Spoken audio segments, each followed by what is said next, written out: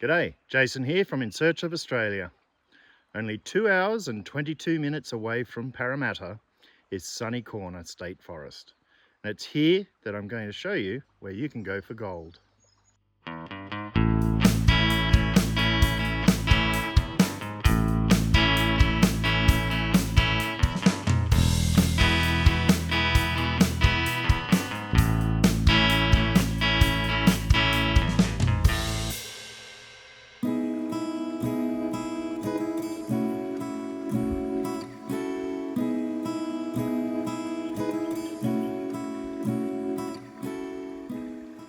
The creek I'm on is Mitchell's Creek in Sunny Corner State Forest.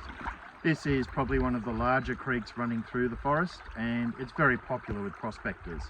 So I suggest to come here first. There's still gold here, as I'll show you. The essentials you'll need for fossicking is a gold pan,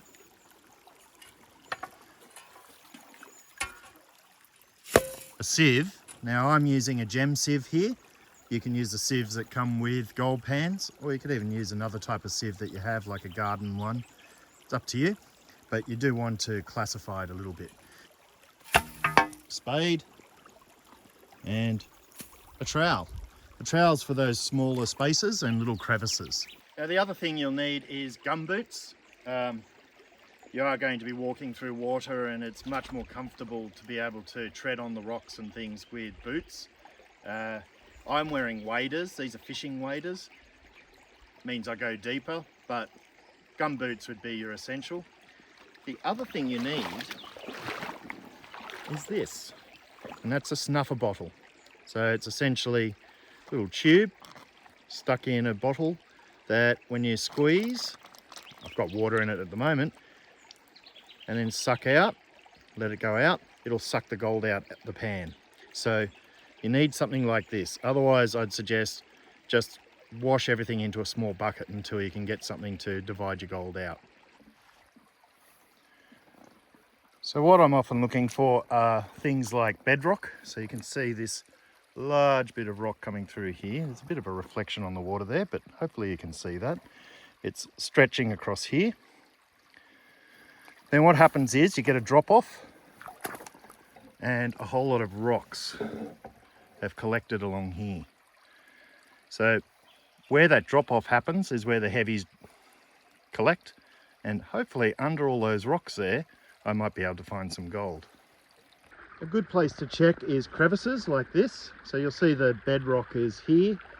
When the river runs quickly, it'll shoot over this part here, and it's deposited a little bit in there. Don't leave any small crevice on its own. I've found quite large specks of gold in places like that. So crevices are a really good place to start here. The main thing is it needs to have a drop off after the river, so downriver. If there's the drop off, things usually stick. If it runs in line with where the water's flowing, you'll probably find that they're quite empty. This one I'm not too sure about, because you can see up here there's nothing there. It's a little bit left here, so it might be worth it. However, you're looking for that sort of gravel stuck in the crevice. Another thing to look for is a drop off after bedrock or large rocks. So I've been digging out this little bit. And what you're looking for, you want to get right down to the bottom, is this sort of greyish clay. This doesn't have a lot of it, so I'm not so sure about this bit. I've shoveled in a bit of the grey clay into the top sieve. So quite often gold pans come with a sieve, and you really do need to get rid of these larger rocks. So I'm going to sieve it first, and then I'll pan it.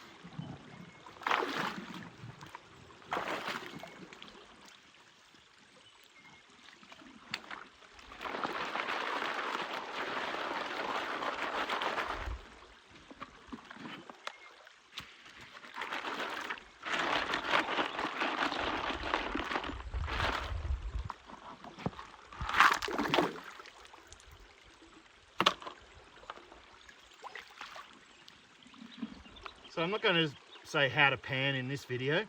I do have other videos on how to fossick for gold, so I'd suggest you look at that. I'll put a link in the description. But it'll be interesting to see if my theory is correct, that there is still gold here and it's the grey clay you're after.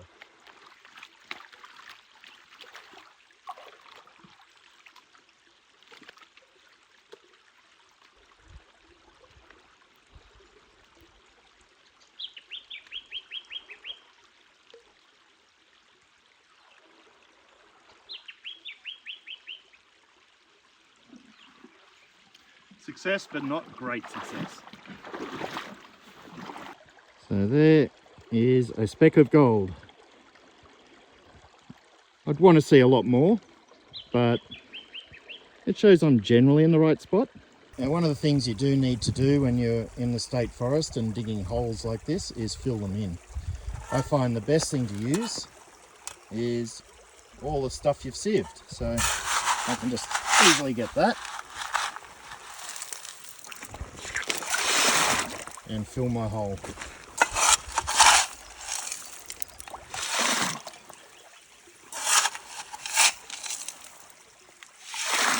And get some of the bigger rocks as well. The perfect crime. So I emptied this little crevice here and got a few specks. An interesting one. I'll show you. This is what I found just in that tiny little crevice hole. Other than one speck, which was from the earlier pan, there was this interesting bit here, which looks like it's a bit of gold stuck with quartz, and 3 other pieces. Now, one of the things you need to be prepared to do is don't stick to an area just because you get 1 or 2 specks. Search around, you might find pockets that are much better. An example is that little crevice I went to, and you saw there I got 4 or 5 specks just with a few trowels. And I'll need to clean it out more. There's probably a little bit more gold there, but much more efficient than digging out lots of earth. Here's another reason to wear gumboots, or even better, waders. That's a big leech. Let's see if we can get him out.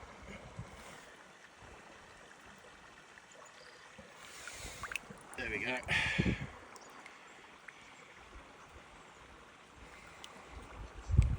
Here's another one where I've dug a little bit away. I'm going to demonstrate this bit because I did get a bit of gold here. So I'm going to continue maybe along that way. Dig more out in front of that drop off there. So you'll see it's all sort of white grey. That's the clay we're after. So you can see here, sort of sandy there, then it goes like a yellow clay, I guess, and then a grey clay. It's that level between the yellow and the grey that you get the gold at Mitchell's Creek. When I move rocks out, I just move them a little bit out of the crevice because you want to refill this, one, to keep it intact and leave it the way you came to it, but also it makes it a gold trap again. So it means that you could come back in a year or after a flood and there's likely to be gold here again. So it's really good to do that.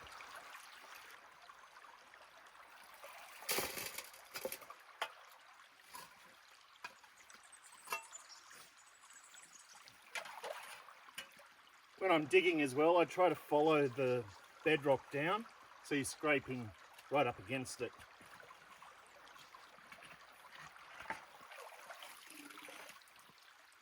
That looks perfect.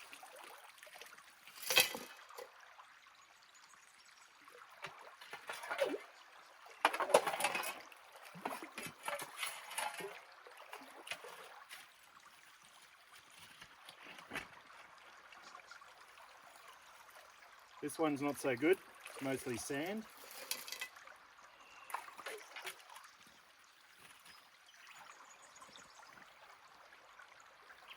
And now it's good. Now that grey clay, it does get so thick and silty that gold won't penetrate it, but I want to get that level just above it. So remember, I've put it in the sieve on top of the pan. This is just to categorise so that we can get rid of all our large rocks. Now, the rocks might have clay attached to them. You want to wash it off into the sieve there. I'm going to move it back where the crevice was, that rock. Now, if you get to the really thick, silty clay, only just sort of give it a cursory wash off, and then there's not much else you can do with it.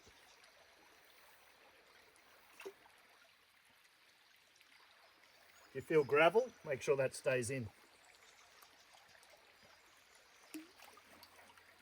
I find rubbing it into the sieve is the best approach.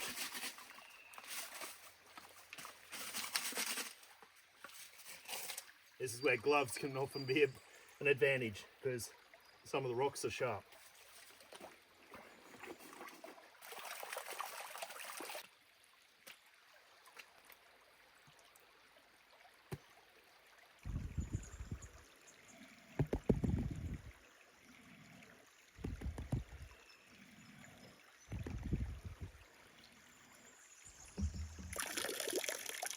And there's our gold. These videos take a little while to put together, and I actually had to return to finish some things off. When I returned, I met a subscriber, Vic, who kindly donated, or I should say gifted, a sieve to me, and I'll show you that in a moment. However, I'm telling you this because he and I spent a day here going for the gold itself, and I thought I'd best show you what we found.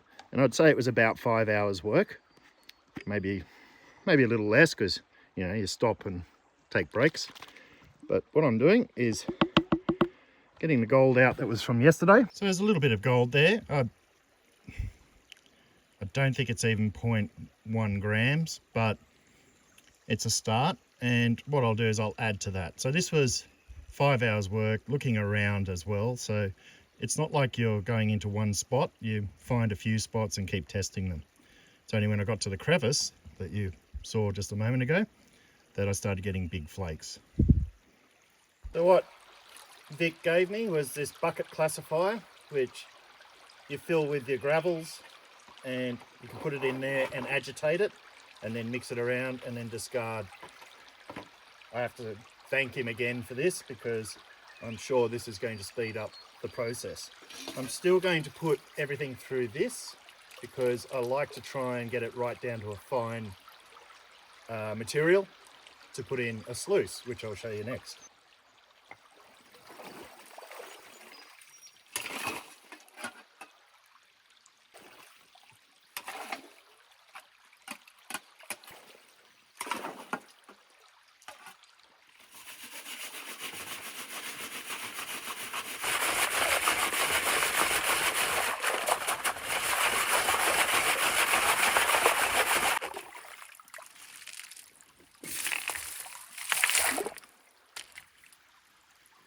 So the idea of the sluice is to have these riffles, which I'll show closer in a moment, and use the water to actually categorize the wash.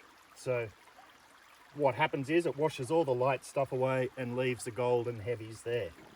So it means you're not panning all the time, but what I'm doing here is just speeding up the process, not changing what you can get. You don't need the sluice to actually get the gold. It just means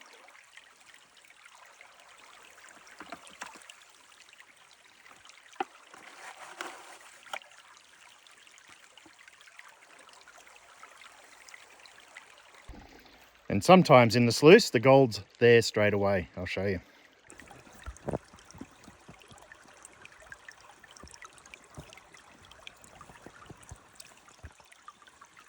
So just there, it's a nice flake of gold.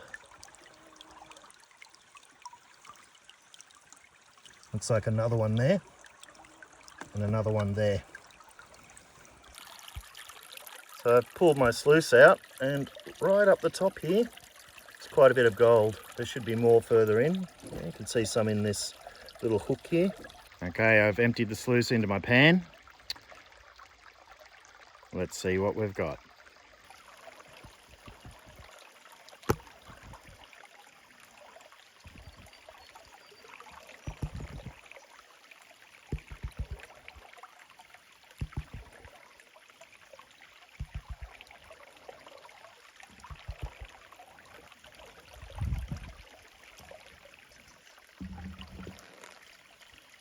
2 hours work on the right crevice, and that's not bad.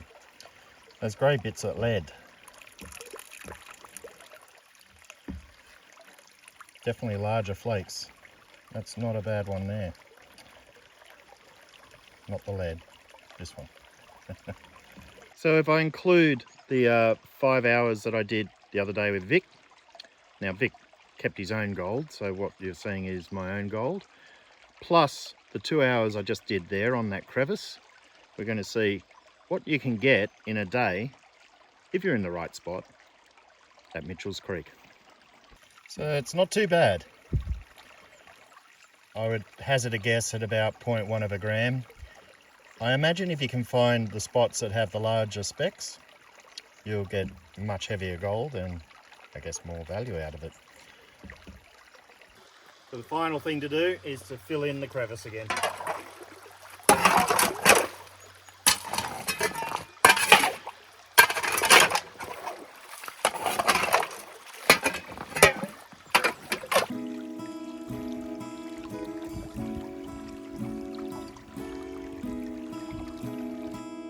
Sunny Corner State Forest was just west of Sydney past Lithgow. A pine plantation forest which can have logging occurring at periods which will close off certain parts to it at times. The roads leading into Sunny Corner are accessible by two-wheel drives most of the time, but do be aware that there are some spots that, if you're looking on the maps, might require a four-wheel drive to access those roads. Talking about driving, you do really need to be aware of kangaroos. There are heaps here, and they're as dumb as doorknobs. Do not expect them to bounce away from you. They can go in any direction. There are flat camping areas with solid wood fireplaces and picnic tables. However, there are times of year where you're not allowed to actually create solid wood fires. Now in about a month or so, this is going to be a bounty of blackberries. However, they do spray here, so I'd be very wary eating them.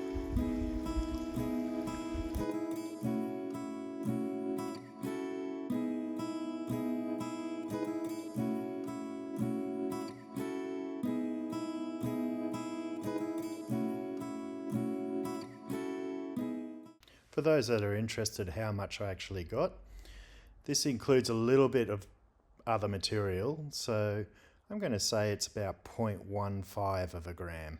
So I hope you enjoyed the video. I have to say, Fossicking's quite a nice meditative thing to do, so if you want to escape Sydney, do something that's sort of physical, exercise to a point, and gives you the potential of finding something valuable, I suggest coming out to Sunny Corner, giving it a go. I'd have to remind you, you do need a Fossicking license. I'll leave a link in the description so that you can go get them if you need them. And last thing, Vic, we should have started at the crevice.